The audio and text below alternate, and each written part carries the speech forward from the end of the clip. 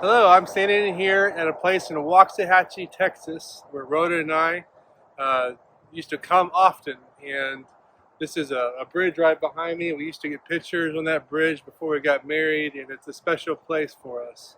We're visiting here in Texas for a few weeks, visiting with family and friends, and also I'm doing some handyman work for one of her sisters at her house.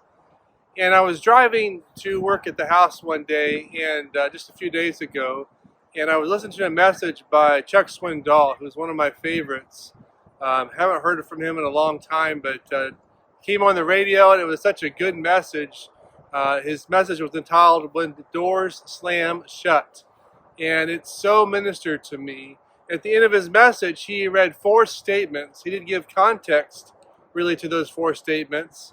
But I really want to share those four statements with you, and I'm adding my own context to that with some scriptures and my thoughts along with it. So I hope you enjoy the message today. In Acts chapter 16, they find themselves in a similar situation. The Apostle Paul is on a missionary journey.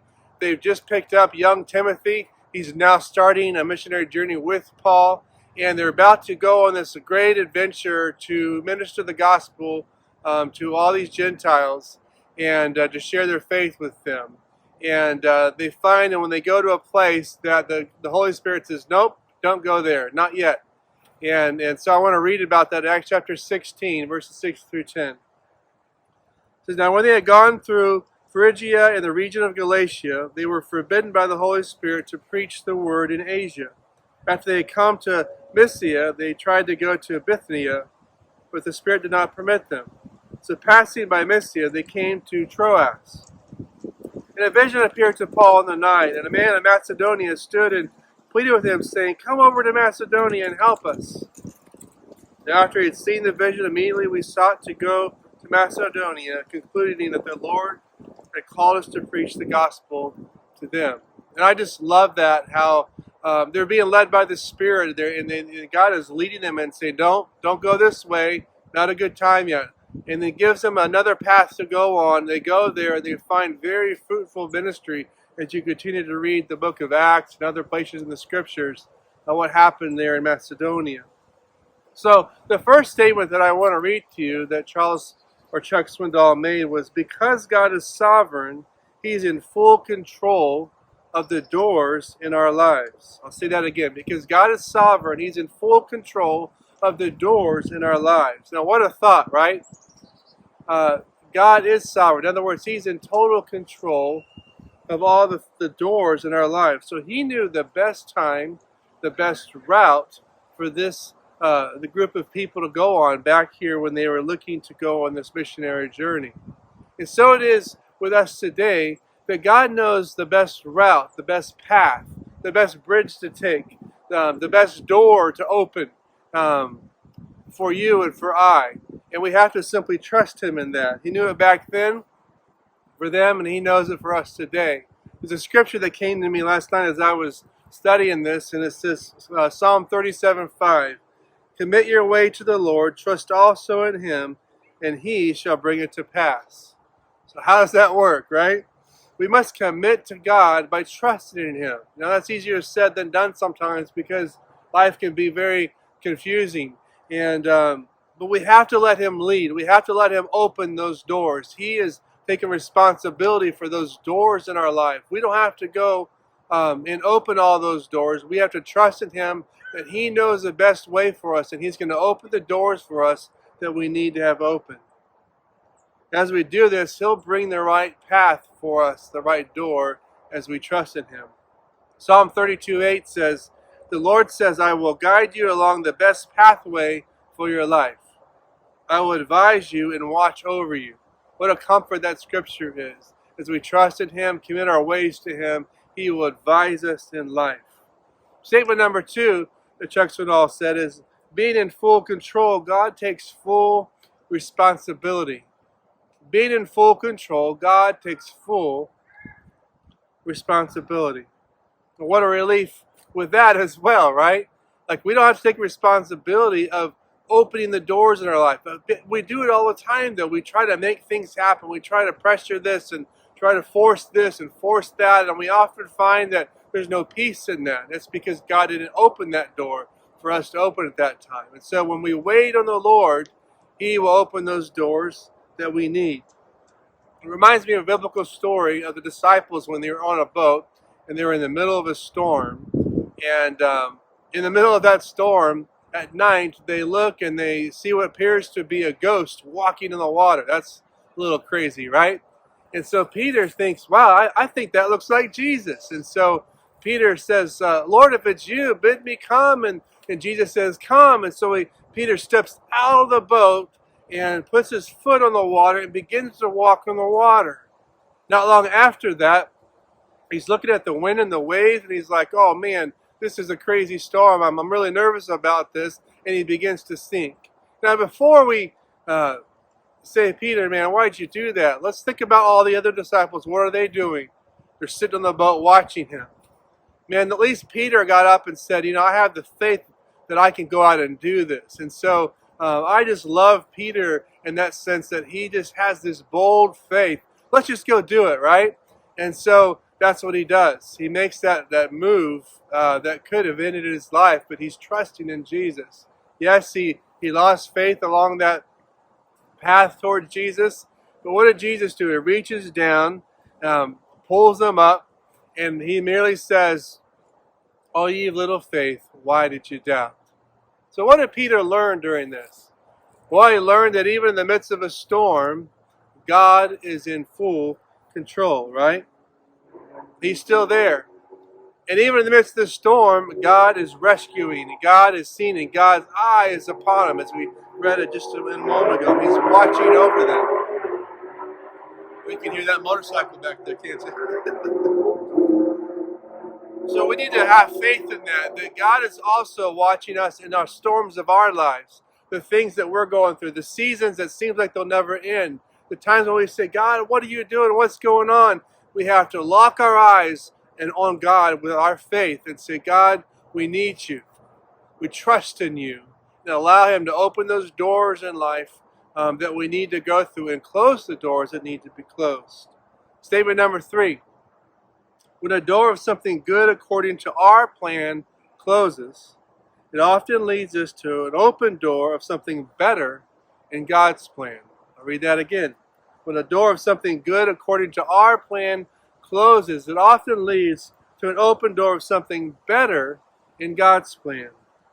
It's good to have plans. In fact, the Bible talks about that. Have plans, plan ahead, have goals, establish routines and systems and all those types of things. We see order all throughout the Bible, and I love that. Order is so important. But more important than all that is, as we're planning those things, as we're looking at those things, it's so important for us to consult the Holy Spirit and say, God, what do I do about this? God, what are your plans for this situation? God, how am I supposed to proceed? And God, when you show us what we're supposed to do, God, when am I supposed to do this? Now, I can't answer all those questions for you. In fact, I can't even answer all those questions for my own life. I'm still seeking God about a lot of those things in my life right now. But I do know, as I trust in him, he is faithful, he's just, and he's going to be right there with me, leading me along the way. So what do you do when a door closes in life and you're waiting on that next door to open? Well, my friend, then you're in God's waiting room. Now, I've done some messages about this past year because I'm still in God's waiting room. My wife and I are. We knew that the Lord told us it was time to make a change and to take a step away from our church as senior pastors and begin to seek him on a new steps of our life. And we're still doing that. We're still ministering every way that we can during this season of our life. And so we're learning that what we need to do during this time is just put one foot in front of the other, keep in relationship with God, with each other, to have big faith during this time, to make sure our hearts are pure. If we need to forgive someone, then we need to do that. If we need to ask someone to forgive us, then we need to do that. And so keeping our heart pure during this time is just vital for us to move in this season. And those are the things that we do when we're in God's waiting room. And so I want to encourage you to do that and don't just get frustrated. I know, in our time, sometimes I get frustrated. Sometimes I just say, God, I want to know the answers. Give me the plan. Give me the idea. I want to work towards it. And I feel like for us at least, God is saying, just relax. Just wait on Him. Just press into relationship more and more. And it's hard for me sometimes to just do that because I'm a doer and I want to just do things all the time and get things done. And but I'm learning how more and more just to lean into God and learn from Him. One of my favorite passages of Scripture is Proverbs 3, 5 and 6. It says, trust in the Lord with all your heart. Lean not on your own understanding. In all your ways acknowledge Him, and He will direct your paths. A path like this, you start here and you end up somewhere else, and different trails down there. You can go on those trails and you can be gone for a long time, right? And you can even get lost maybe on those trails, such as it is with life, that sometimes we can go down a path that leads us to a place that we shouldn't be going, and even to a place which seems like maybe it would be fun to go, but we learned that, wow, I shouldn't have taken that bridge. And so I would encourage you, trust in the Lord with all your heart. Acknowledge Him. In other words, saying, God, I know You're sovereign. I know You're in full control. I know, Lord God, I can trust You. I acknowledge that in my life. In all Your ways, all my ways, Lord God, I just want to trust You in that. And it says as we do that, He will direct our paths. In other words, He will show us the way that we're to go. Last statement is number 4. Not until we walk through the door that God opens will we realize the necessity of the ones that He closed. That's so true. Not until we walk through the door that God opens will we understand the necessity of the ones He closed. You know, right now on this side, maybe you're like me, or you're saying, God, I don't understand this, I don't understand that. How is this going to work? How's that going to work? But at some point, we're going to get through the other side if we keep having faith, if we keep pressing in, and we'll look back and say, oh, God, right here you taught me this, and right here you taught me that, and right here, Lord God, you allowed me to go through this so I can help this other brother or sister, this other person, because I've been through this or that. I've learned one thing, that there's nothing wasted in our experiences with God. In other words, even the good, the bad, and the ugly, all those things, God will use those things, our experiences of life, even the hardest things that we go through, God will especially use those things in the future if we don't let the journey kill us. I've said that to people for years. Don't let the journey kill you. In other words, man, stay close to God. God's going to use this for a testimony. You're going to find some place, some way down the road where you're going to talk to someone who needs to hear what you've been through and needs to know that you came through the other side, and how did you do it? And so right now, we need to understand that people on the other side are waiting for us at some point to get through this journey. These people need to know how we can make it through the fire. God's dependent upon us to be equipped, to be strengthened, to be comforted, so that we can make it through the fire and be a testimony to other people. 2 Corinthians 4:18 says, so we don't look at the troubles we can see now, rather we fix our gaze on things that cannot be seen. The things that we see now will soon be gone, but the things we cannot see will last forever. In other words, the troubles that we have, at some point it'll pass, but at one point we will begin to see what God wanted us to see all along. And that, my friends, is what will last forever. God is trying to build something special, even the adversities that we have in life. So in closing, I wanted to read a scripture. It's a great passage in John.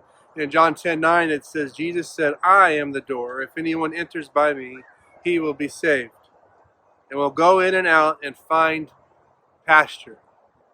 So why did Jesus say He is the door? Now you can research. There are so many places in the Bible that talk about door. Then here in John, He says He is the door.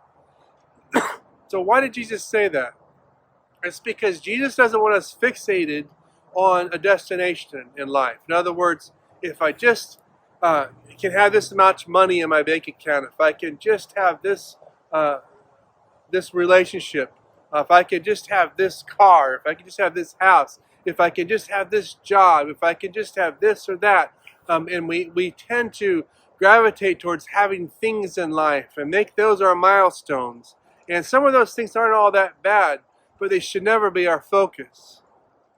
You see, Jesus says He is the door. In other words, He is the focus.